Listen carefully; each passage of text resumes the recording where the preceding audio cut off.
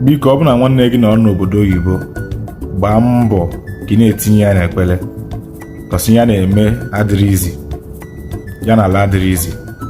Eputuz na pressure on your brother no abroad kọsi na nwere ukwu osisi a na-agbata ego n'obodo oyibo.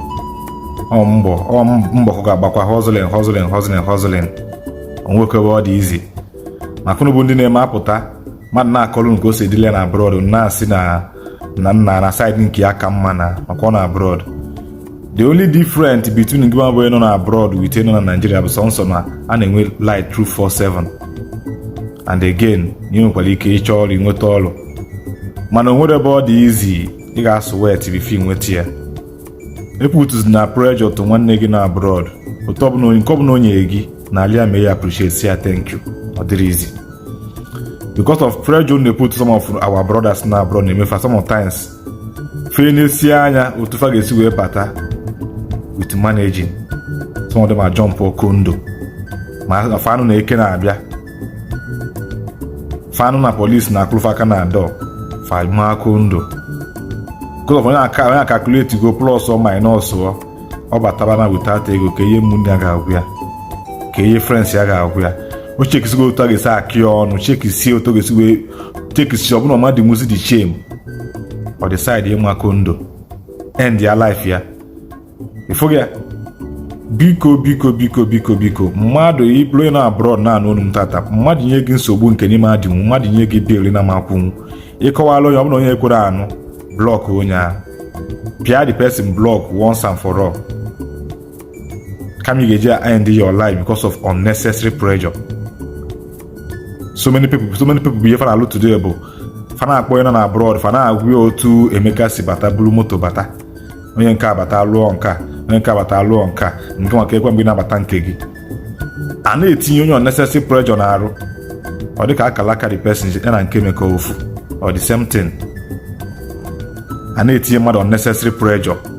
so maka na akwụkwọ agagwa gawa na agbalaka bata ga-emekwa na nka mee nka onye a chekisizi ihe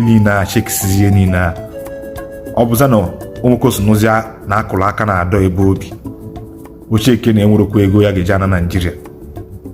ọ decide ka ọ maa kondo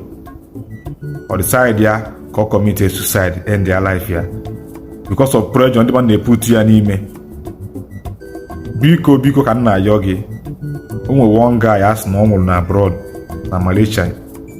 ị ga-ama kondo ka anyị kọsa akụ na dị guy na abroad na Malaysia for years onwebeghị na-etinye ọchịta necessary pressure anụnwa aka asị na abịa akụbalị aka na adọ police kụbalị aka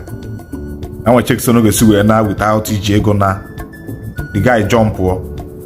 from 20-story building so na nwụọ ihe a na-abịa na-eme steady ọ bụrụ ọta ọbụrụ 1 ọ bụrụ 2 ọ bụrụ 3 and most of the times you get trace the reason for all these things back to ndị nọ Naija the kind of pressure finally put for people to on the life of people no abroad and they put together pressure on you after na akọlụ ga iko to onye nka si nata bute nka onye nka bata bute nka nga nwekwana bata without ego some gana agwa dị ga pump and play n'inwe abata without ego na aga-akụkwa gọ na aga-amụkwa ga ama ego nka emego akọsịalụ gị ihe niile a ngwa bụzi na abroad a bụ na ichekisizi onwe gị ọ bụ na ebu somebody na made mood shame you decide to end your life kama ị ga end your life biko block pịa the person block pịa fa block na ọlụ onwe gị onwere kali peace of mind n'ụwa and some of our brother na aja abroad a na ọlụ na abroad ọ bụ na fa afọ fa si enweta ego fa ebido lụba isu ndị mmadụ imi ebido sube people imi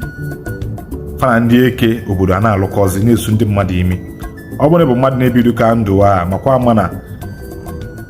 ọkwa ọnụ ke na-abụ onwe gị na-abụ your generation ọnụ ebe ị ga-decide is all the way from Nigeria gbagota abroad then I sell your own brothers out just because of ego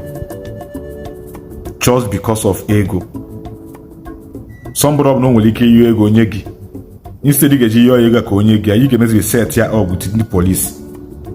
set ya up because don't be company na the person ka o si enweta ego mana ego bata the person n'aka iji ezije set the person up osudiko omume a na ọ dịrọ mma daalụkwanụ.